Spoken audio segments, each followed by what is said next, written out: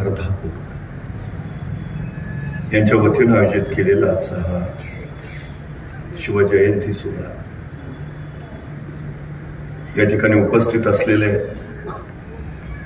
आपण सर्व सन्माननीय, अजूनही पाहण्याचा आशय आहे. इतिहास विसरणारी माणसं इतिहास घडवू शकत नाहीत आणि इतिहास घडवणारी माणसं इतिहास विसरू शकत नाहीत. हा सगळ्यात मोठा इतिहास आहे. 350 वर्षापूर्वी छत्रपती शिवाजी महाराजांनी इथं इतिहास घडवला. खरं स्मारक जर कुणाची असतील तर ती आहेत छत्रपती शिवाजी महाराजांची. आंध्रात त्या मुक्कामात महाराजांनी श्री शैल मल्लिकार्जुनचं दर्शन घेतलं. महाराज मंदिरातून दर्शन करून बाहेर आले. महाराजांनी मंदिराचा परिसर निहाळला आणि महाराजांच्या लक्षात आलं मंदिर देखणं आहे, मंदिर सुबक आहे, पण मंदिराला घाट नाहीयेत. आणि महाराजांनी आंध्र प्रदेशच्या त्या मुक्कामात श्री शैल मल्लिकार्जुनच्या मंदिराचे सगळे घाट बांधून काढले.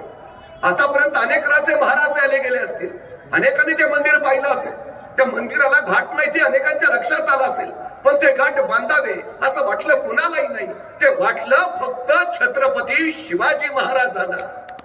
अर्थात नसते घाट बांधले तरी फारशी अडचण नव्हती. आताच्या भाषेत त्यांना सांगता आलं असतं तो भाग कुठं माझ्या मतदारसंघात येतो. पण ही संकुचितता महाराजांकडे नव्हती. एक विलक्षण व्यापकता त्यांच्या ठाई होती. एके दिवशी महाराजांनी मंदिरात दर्शन घेतलं आणि महाराज शिखराचं दर्शन घेण्यासाठी बाहेर आले.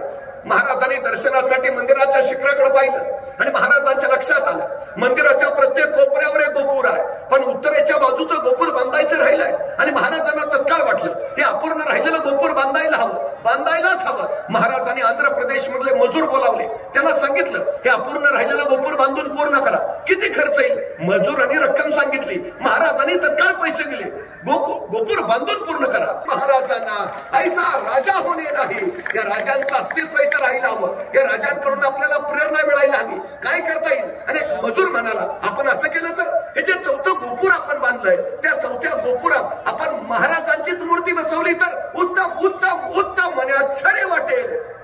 आंध्र प्रदेशच्या मजुरांनी वर्गणी काढली आणि श्री शैल मल्लिकार्जुनच्या मंदिराच्या त्या 4थ्या गोपुरात छत्रपती शिवाजी महाराजांची मूर्ती बसवली. महाराजांच्या जिवंतपणी महाराजांचं उभा राहिलेलं हे स्मारक आहे आंध्र प्रदेश मध्ये.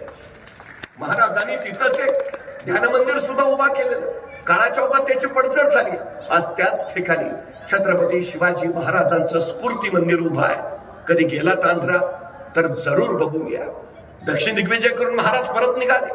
येता येता कर्नाटकात आले. कर्नाटक मध्ये बेलवाडी नावाचं एक ठाणं आहे. राणी मल्लम्मा तथा सावित्रीबाई देसाई नावाच्या ठाणेदारांनी तिथं राज्य करत होत्या. नवरा आदिलशाहीचा सरदार मरण पावला. नवऱ्याच्या पश्चात ठाण्याचा कारभार या सावित्रीबाई देसाई पाहत होत्या.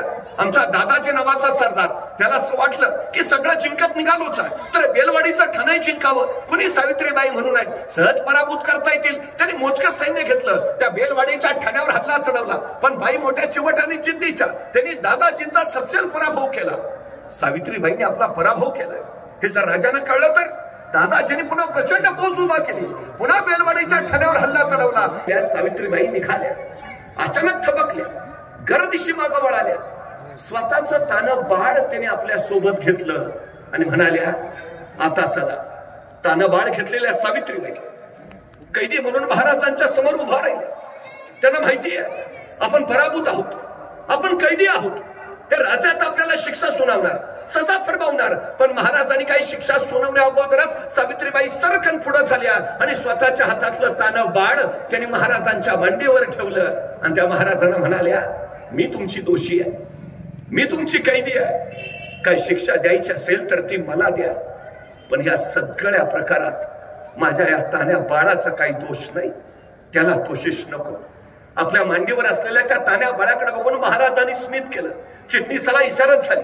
चिटणीस दुधाची वाटी घेऊन आला आणि आपल्या मांडीवर असलेल्या त्या तान्या बाळाला महाराजांनी चमच्यानी दूध पाजलं आणि दूध पाजून झाल्यावर त्या तान्या बाळाकडे बघत महाराज सावित्रीबाईंना म्हणाले हा आमच्या मांडीवर जो आहे ना तो आमचा भाचा आहे. हा आमचा भाचा आहे, म्हणजे तुम्ही आमच्या बहीण झाला. मग कुठला भाऊ बहिणीचं राज्य बळकावतो, कुठला भाऊ बहिणीला शिक्षा फरमावतो? दादाजी यांचं राज्य यांना परत द्याच, पण आमच्या बहीण म्हणून चोरी बांगडीसाठी आमच्याकडून यांना नवराज्य जोडून द्या. आणि हा आमच्या मांडीवरचा आमचा भाचा, त्याच्या दूध भातासाठी वतनाची व्यवस्था करा. त्या सावित्रीबाईनं काही कळेना, कैसा राजा, कैसा राजा, ऐसा राजा होणे नाही. मला शिक्षा करणं राहिलं बाजूला, माझं राज्य ताब्यात घेणं राहिलं बाजूला. हा राजा मला आपली बहीण मानतो, माझं राज्य तर मला परत देतोच, पण मला बहीण म्हणून चोरी बांगडीसाठी नवराज्य जोडून देतो. माझ्या मुलाच्या दूधभाताची व्यवस्था करतो. धन्य धन्य ऐसा राजा होणे नाही.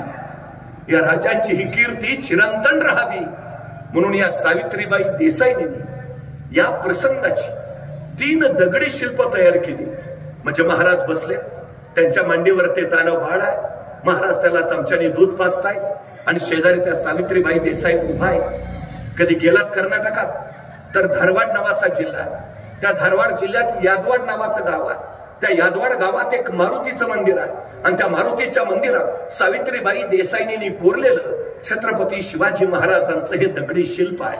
महाराजांच्या जिवंतपणे महाराजांचं उभारलं गेलेलं हे पहिलं मंदिर आहे कर्नाटक मध्ये. 350 वर्षापूर्वी